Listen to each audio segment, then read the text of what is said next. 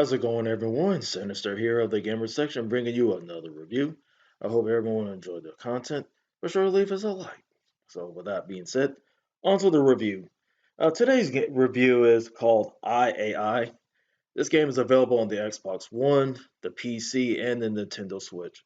I'm basically going to break down everything from the story down to the gameplay and the score at the end. With that being said, let's begin. Basically, this game is basically a classic shooter with HD graphics. And of course, I'll break that down into the graphics section a little bit later. But first, we're going to go into the story. And basically, what the story starts out with you as an AI. You were created in a military battle station. And basically, all you want is to escape and have your freedom. However, your freedom does not come free, and it's definitely not going to come easy either. So basically, as you're making your escape and making your way onto the ship, and this is where the game really begins. So basically, you're gonna have like everybody after you, trying to keep you from earning your freedom or trying to get to your freedom, as you may say it. So now I'm going to move on to the graphics.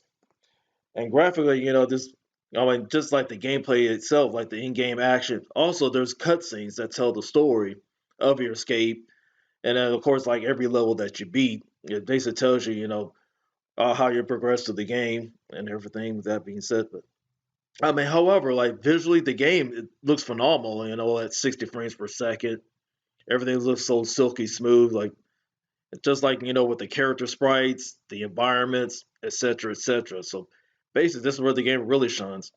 And the cutscenes itself is not bad either. Just the way it tells the story, even though it's like mostly a white background. Of course, you see the face of the character, and the voice acting, things like that. Um, of course, like it's good in their presentation. You got great audio, just telling the story. The voice acting is decent, even though you only hear one person. Just telling the story like of his escapes, and it's trying to progress here and there, things like that. So, all right, going to move on to the meat and potatoes of it, and that is the gameplay. The gameplay is where the game, to me, was where it shines because as you make your escape, get to your ship, and of course that's I mentioned like the enemies coming after you. Now, of course, you got different kinds of enemies coming at you. Of course, you got your lower tier enemies, like basically they just come flying at you, or flying all over the screen. They're not going to shoot at you, so basically they're the ones like you want to get your easy kills on. And speaking of that, every kill that you get, they leave like these blue chips. I kind of like blue chips. That's what they look. But as you collect them, that's basically your currency because you're going to need them just to upgrade your ship. That way, you get better weapons, better shields, etc., etc. But of course, like between levels, or in case that you die, but more of that in a bit, you have a chance to go to the hangar and of course buy said weapons just to improve on your ships.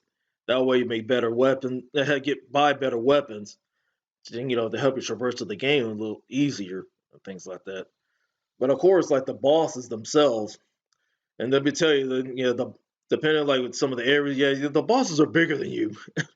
Hence the name. They're bosses, supposed to be powerful and things like that. But like some of the earlier bosses are, not much of a challenge at first. Like, as long as you learn their patterns, they're easy to take out.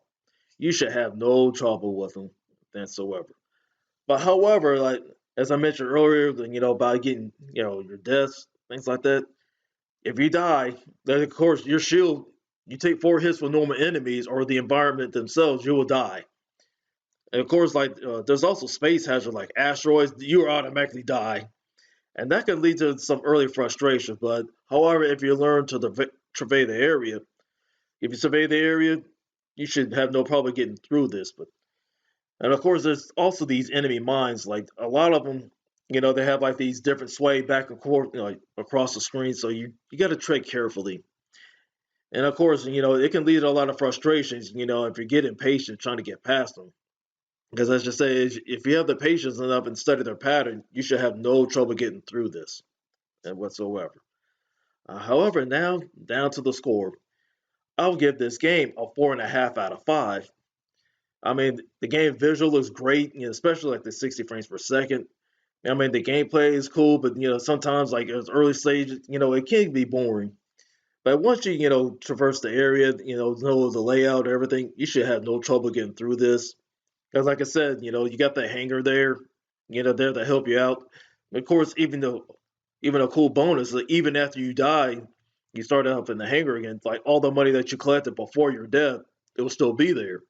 So basically, you can have a chance like to buy better weapons and better shields, so that way you help your survival a little bit longer, and things like that. So with that being said, just tell me what you think.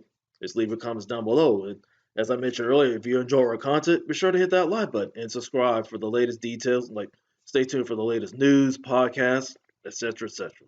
With that being said, this is Sinister. Be easy.